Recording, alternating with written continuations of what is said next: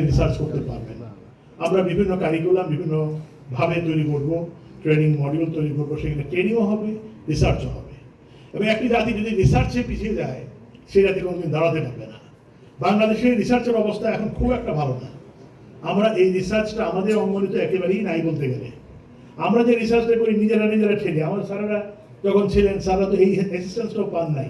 আমরা তো আপিল বিভাগে একজন পাচ্ছি, রিসার্চ অফিসার পাচ্ছি, তার কাছ থেকে আমি অ্যাসিস্ট্যান্ট দিতে পারছি। তো আজকেও একটা বিষয়ে আমি আমার রিসার্চ অফিসার একজনকে বলেছি, তুমি এটা খুঁজে বের করো কি আছে এটার উপরে।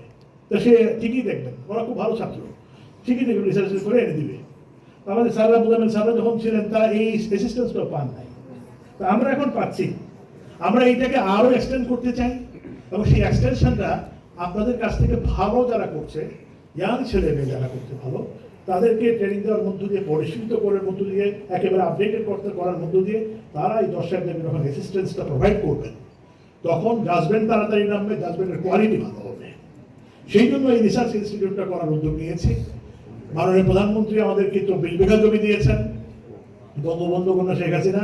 সেই 24 বিঘা জমিতে আইন কি হবে, বাজেট কি হবে, মডিউল কি হবে, ট্রেনিং মডিউল কি হবে, কারিকুলাম কি হবে, এই সবগুলো করার জন্য আমি বিভিন্ন কমিটি অলরেডি করে দিয়েছি।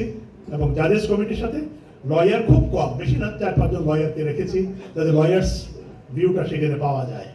আমাদের অ্যাটর্নি জেনারেল সাহেব সেই কমিটিতে আছেন, একজন আছেন, এরকম আরো 2 জন আছেন, 3 জন আছেন। শিক্ষকদেরকে রেখেছি, বিশ্ববিদ্যালয়ের শিক্ষক 4-5 জন শিক্ষক, দেশের বাইরে, ঢাকা বিশ্ববিদ্যালয় এবং বার্মিংহাম বিশ্ববিদ্যালয়ের শিক্ষক, মেলবোর্ন ইউনিভার্সিটির শিক্ষক, এরা সবাই বাঙালি, তারা ভালো করছেন বাইরে, তাদেরকে যুক্ত করেছি তারা।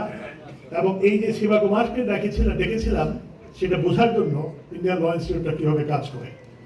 সম্প্রতি আমাদের আবু তাহের সাইফুর রহমান সহ এনায়তুর রহিম সাহেবের নেতৃত্বে একটি টিম, আমাদের মুন্সি মশিউর রহমান রেজিস্ট্রার, তারা গিয়েছিলেন কোরিয়াতে একটি রিসার্চ ইনস্টিটিউট তারা দেখে এসেছেন, judicial research and training institute. সেখানে আরেকটি রিসার্চ ইনস্টিটিউট আছে বলে আমাকে প্রফেসর শিবা কুমার বলে গেছেন, সেটা পার্লামেন্টারি লেজিসলেটিভ গভর্নমেন্টের ডাইরেক্ট নিয়ন্ত্রণ